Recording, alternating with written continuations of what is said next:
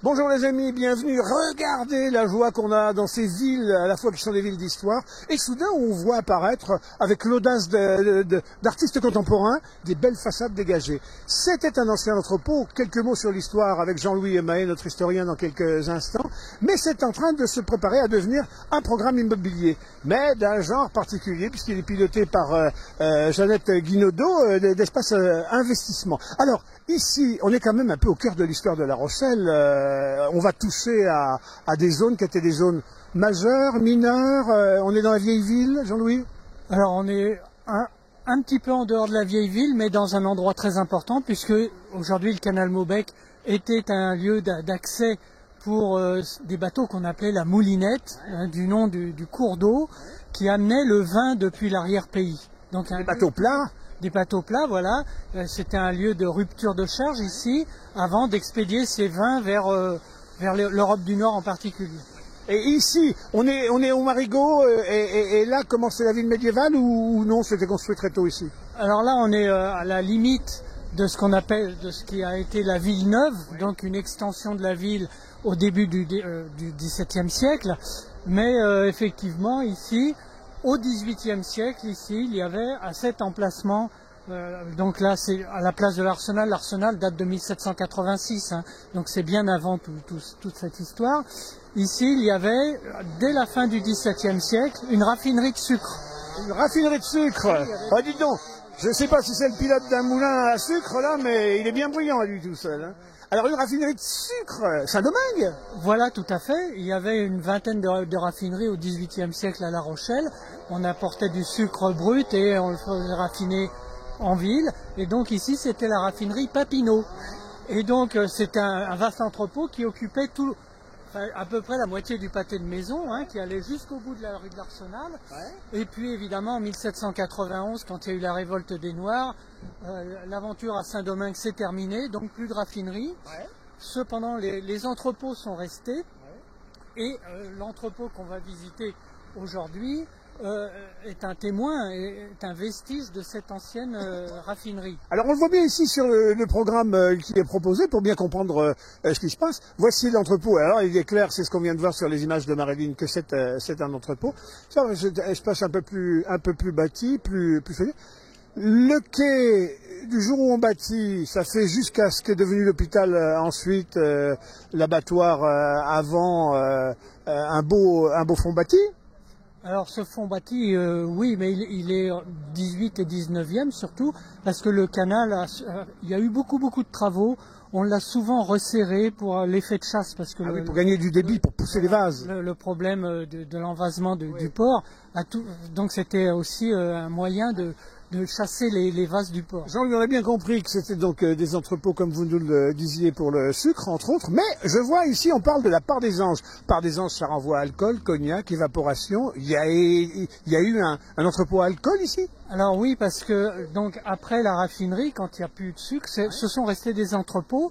Et au 19e siècle en particulier, la famille Vivier, par exemple, avait des dépôts. La famille Lévesque aussi, qui avait beaucoup d'entrepôts ailleurs à La Rochelle, ont exploité ces entrepôts. Et d'ailleurs, à l'intérieur, on voit encore quelques vestiges du bâtiment du 18e. On va voir, vous nous montrerez aussi, parce que toute une partie de l'armature, de la charpente, etc., c'est des mâts de bateau. Alors c'est bien la preuve que... Alors regardez voir les amis.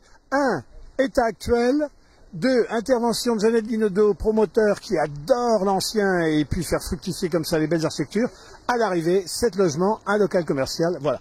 Avec la restitution, on voit la restitution de 2 arches qu'on va retrouver à l'intérieur, qui ont été bouchées depuis, mais qui vont être... Ça avait été bouché parce que tout simplement, il y avait de l'alcool, donc il fallait pas que l'air arrive. Alors les amis, on entre, vous avez vu cette belle façade, dernier coup comme ça, de couleur, et on va découvrir la bande d'artistes qui a été mobilisée pour ce faire.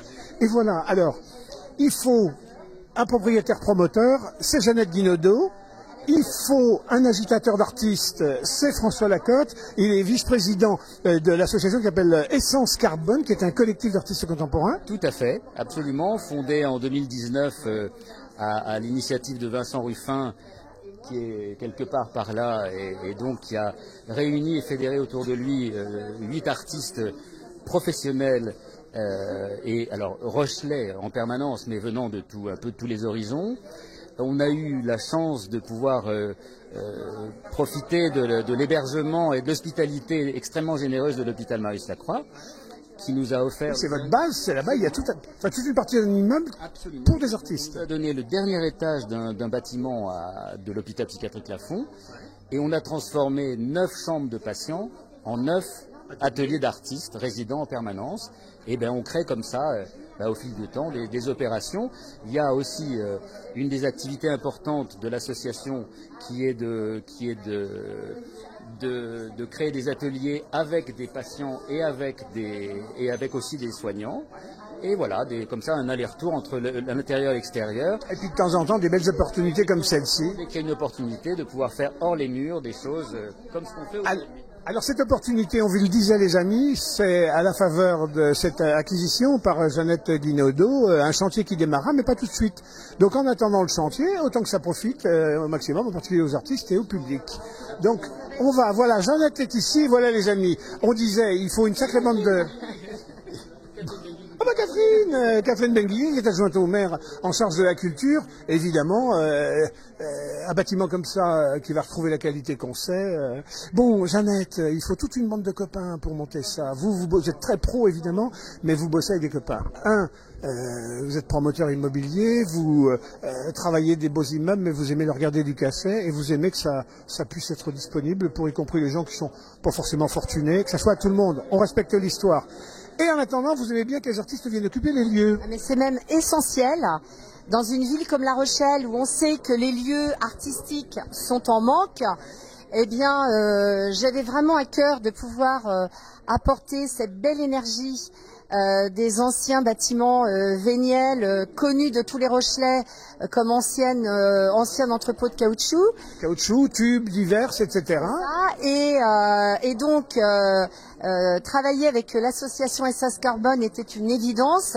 Ils sont basés à Marius-Lacroix et c'est un collectif dont je suis vraiment fan de par leur qualité de travail, leur engagement, leurs ambitions. Ils sont tous très jeunes et c'est des professionnels, donc on n'est pas là dans une aventure socio-culturelle. Hein. J'insiste, c'est que je voulais vraiment que ce lieu soit dédié à des professionnels, que ce soit pas amateur au sens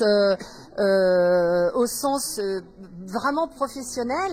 Et puis, je voulais surtout que ce soit un projet plein d'optimisme, parce qu'en ce moment, c'est quand même, on vit quand même une période un peu anxiogène. Et la volonté de faire aussi parler de nous pour que Essence Carbone soit visible. Et donc, le fait de traiter la façade de façon temporaire était vraiment une évidence. On est dans le même esprit que ce qui s'est passé au commissariat, qui a surpris les gens, mais qui est pourtant une évidence. Les gens sortent en disant, ouais, c'est une évidence ce truc-là. La deuxième coup, vous allez marquer La Rochelle d'autres coups comme ça. Vous avez 80 beaux projets, vous avez monté sur toute la côte ouest, façade ouest. C'est ça, sur à peu près 80 projets.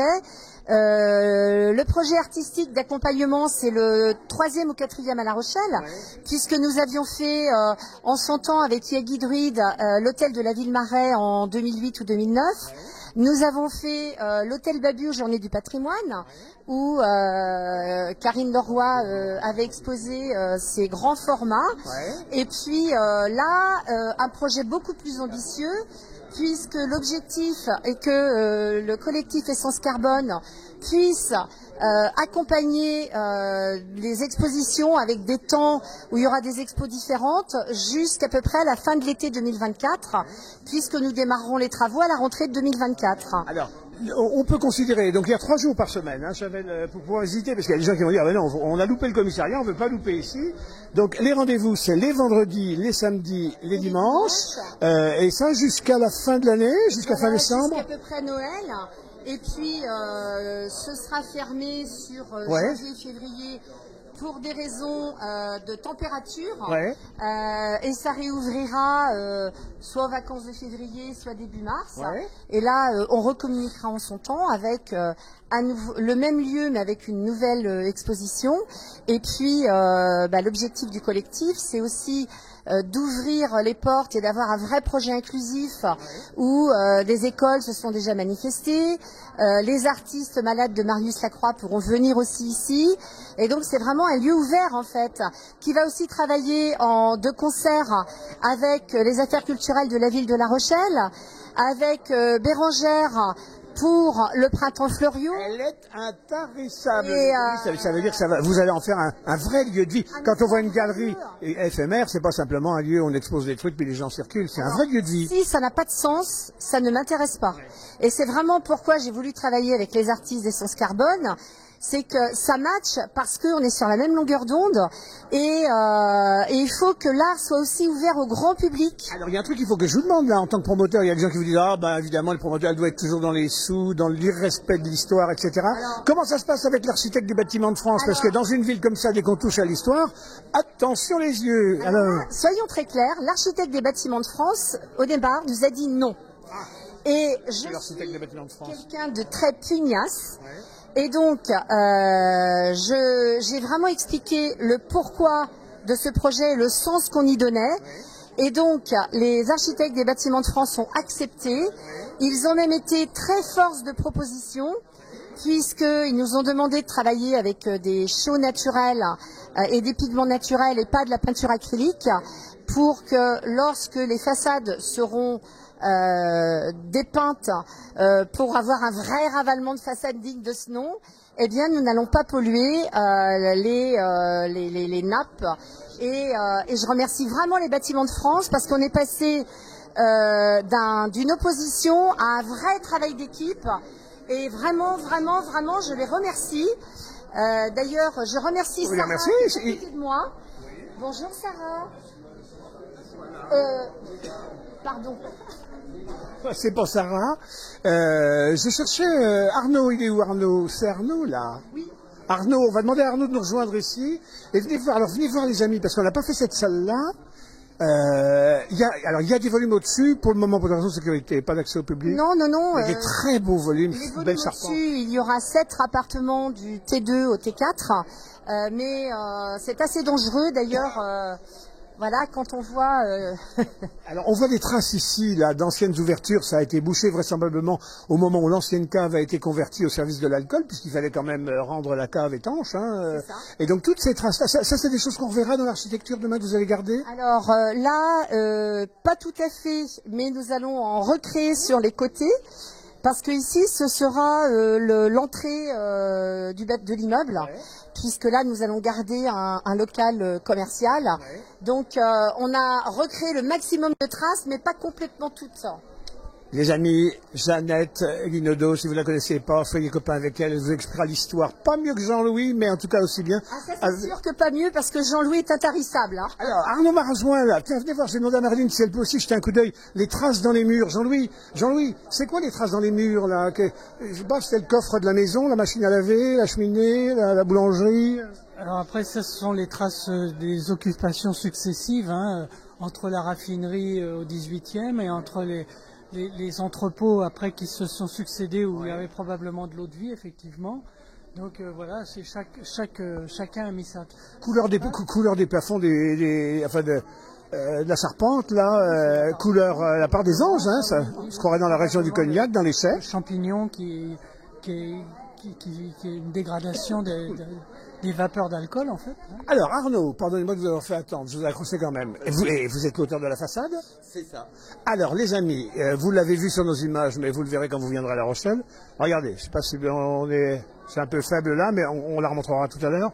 Alors quand on arrive devant une façade d'un entrepôt 18e, etc., comment qu'on choisit des couleurs, des formes, des thèmes? Comment vous avez travaillé en arrivant devant cette façade? En fait, on voulait faire un signal. On voulait faire un petit peu une action qui soit un petit peu voyante quand même. Donc moi j'ai repris justement des formes géométriques simples que je travaille en ce moment dans mon travail personnel. Et ensuite en équipe, donc on a préparé un projet. Avec Vincent Ruffin, l'initiateur de notre collectif, on a mis ça un petit peu à l'échelle et on a donc habillé cette façade avec ce projet. On a fait le traçage.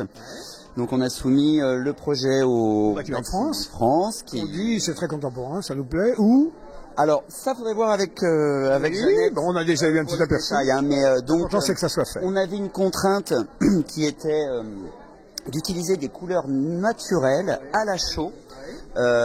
Et donc ça a été au début, on s'est dit oula, qu'est-ce qui va se passer? Et en fin de compte, ça a été un mal pour un bien parce qu'on a des pigments magnifiques avec une matière qui prend le mur et qui imprègne. Et ça a été très très agréable à travailler pour habiller cette façade. Donc on a passé quelques jours à tracer et peindre dedans. Voilà. François, bon, maintenant que vous avez signé ce beau coup là jusqu'à la fin de l'année, vous avez d'autres trucs en tête là qui vont mettre nos artistes rochelais de la fond en scène en France? On a plein d'idées. Alors voilà, investir des endroits de ce genre, peut-être alors grâce à Jeannette ou d'autres expériences, peut-être on aura un jour un bel hôtel particulier, je ne sais pas.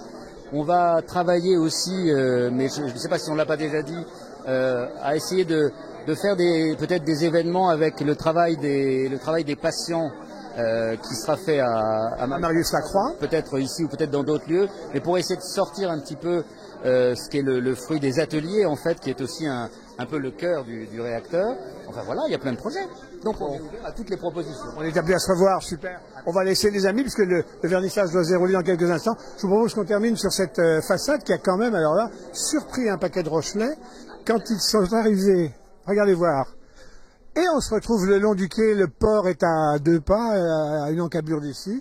Voilà, on est à Marilyn, si on peut avancer, voilà.